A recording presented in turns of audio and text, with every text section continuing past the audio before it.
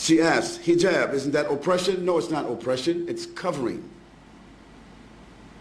The women covering their heads or covering their bodies is not an oppression. Their husband didn't tell them to do that.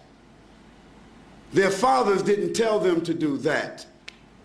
Their sons didn't tell them to do that. The imam didn't say to do that. God said, for the Muslim ladies,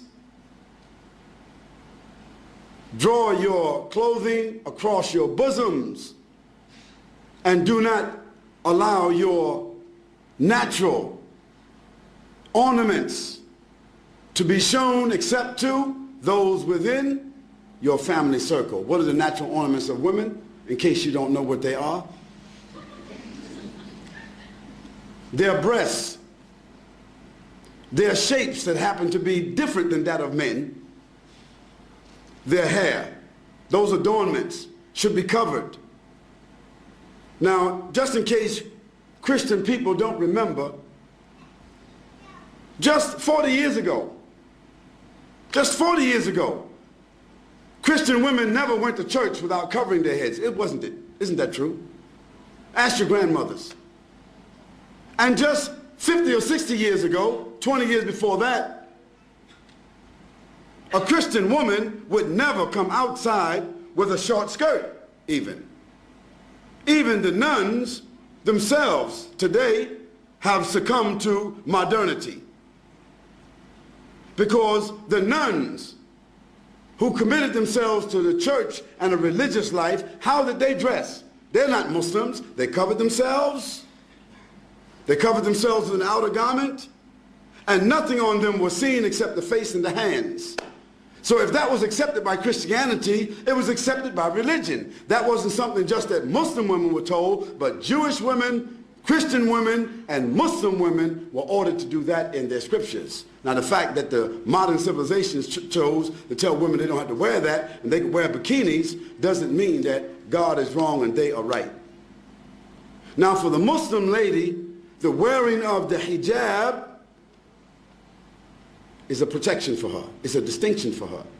Yes, it is a uniform so that she will be known to be a Muslim. She would not be molested. She would not be insulted. And no need for a man to stare at her and look at her because there is nothing appearing of her that would cause any unnatural attraction. Therefore, it is more than likely she can come and go with decency and dignity, and that her natural ornaments will not create an inordinate liability for her, like so happens when you see women wearing jeans and clothing that seem as if they painted it on themselves. Now all you have to do is look at these two women and you can see the problems that exist. Now of course, it doesn't mean that every woman that doesn't cover herself completely, it doesn't mean that she's immoral, it doesn't mean that. But the Quran gives to the Muslim women what we consider to be an ounce of prevention is worth what? What is it called? The ounce of prevention is worth what? A pound of cure. So just like any one of you, if I asked you, what's your PIN number? You wouldn't tell me. If I came to visit you in your house, you wouldn't have your certificates of deposit in front of me. You wouldn't have your jewels in front of me. You wouldn't have your stack of money or your savings in front of me, distributed just because I'm a friend and everything should be transparent. No, you have those valuables in a place that is safe. Might be a bank, might be a safety deposit box. Well, that's just money. That's just tangible things. So don't blame us and don't blame God if he tells us that our mothers and our wives and our daughters, that they should be covered and in a safe place. The person asked about segregation. Why do Muslim women, why are they segregated? They're not segregated. They're not segregated.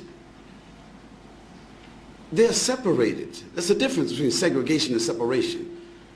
For instance, outside here, you have toilets that say male, female, don't you? Don't you? Why? Why shouldn't there just be a toilet?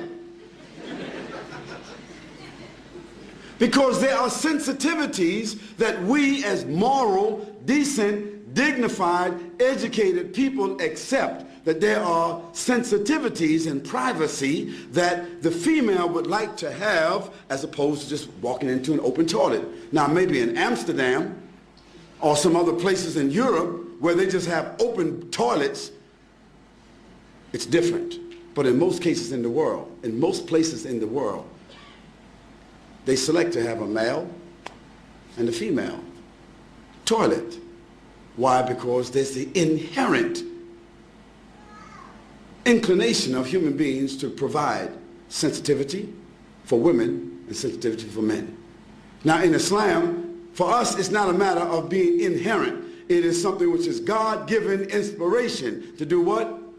To separate the sexes. That means the genders. Doesn't mean absolute separation, like we can't see each other, we can't talk to each other, but generally, my wife just doesn't, I don't go to another man's house and I just sit down with his wife and dance with his wife, and he sit down and dance with my wife, and this is a matter of friendship. Bob, just drop over anytime you like. Okay? We don't do that. No, I come to visit Bob or Abdullah.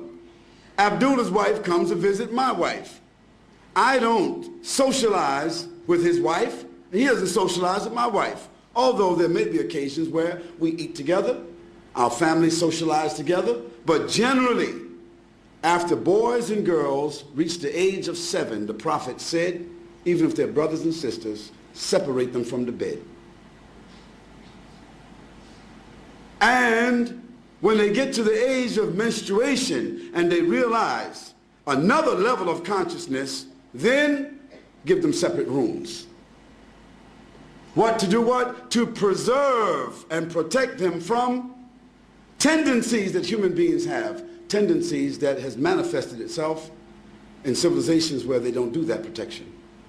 So we are obeying Almighty God. That's what we're doing. And sometimes we just have to believe what God orders us to do and benefit from the medicine. Sometimes when we don't follow what God tells us to do, then we see later on the reasons why. So we don't apologize for that. We say that it brings us dignity, it brings us distinction.